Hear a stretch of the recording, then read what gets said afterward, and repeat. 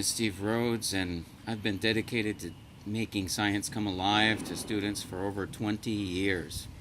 When I was teaching science in Qatar, I felt guilty because I wasn't able to use examples from Qatar to teach about ecology, food chains, food webs,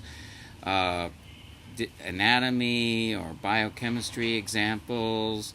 I was using examples from the UK or the United States, talking about the animals that lived in the US or the United States, and it just didn't seem right because students were living in Qatar, and oftentimes if you don't use examples in Qatar, they don't think that there are wonderful examples of living things in Qatar.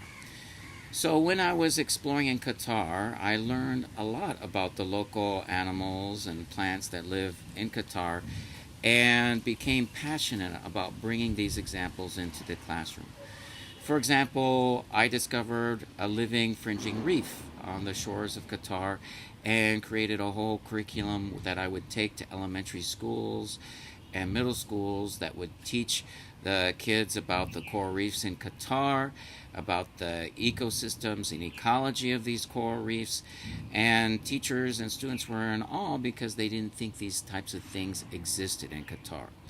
Another example was I would go up to Dukhan, and in my explorations I would find bones of dugongs, sea turtles, dolphins, and I gathered all these bones up and made a whole curriculum that I would use to bring these bones into the elementary and middle school classrooms of different international schools in Qatar, and I would use these bones in order for students to recreate the dugong skeleton, to learn about endangered species, to learn about the unique food chains and food webs that exist in Qatar.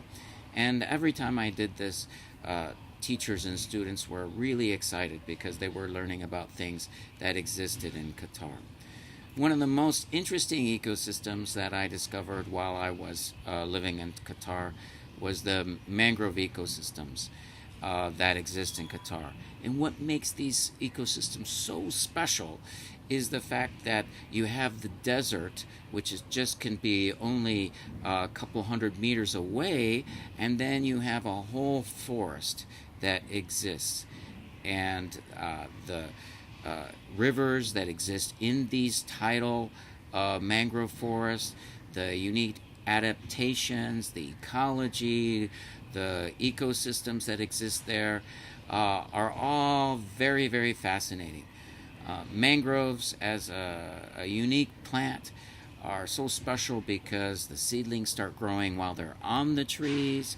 They're able to exist in a saline habitat. Mangroves provide such a special aesthetic experience for people who are in Qatar. And when I would bring children out to experience this, they were so excited that what they were learning about science in the classroom, they could see out in the field experiences. This is so important because when students have the ability to be outside, they get much more excited. One time I was out teaching a group of students in Purple Island, and we were hiking through the mangrove channels in a sandy area, and we were looking at the fish and at the shrimps and all the animal species that live there. And one student was really engaged and excited and was asking great questions, and the teacher told me that that student showed no interest in science in the classroom. So that is what Discover Arabia is about. It's about creating a passion for learning about Qatari animals and plants that exist here in Qatar, to make learning local, to create passion within science students, and to make students eager to learn about the unique animals and plants that live in Qatar. And one thing that we're really passionate about is just having the mission of improving science education in Qatar and hoping to improve the learning landscape in Qatar. As a science teacher, as I said, for many, many years, that's what drives me, is to create experiences where students are excited, they're engaged, and they can really appreciate their learning experience in Qatar. Making learning local, making learning fun, making or helping students learn about what exciting animals and plants live in Qatar. That's the mission of Discover Arabia.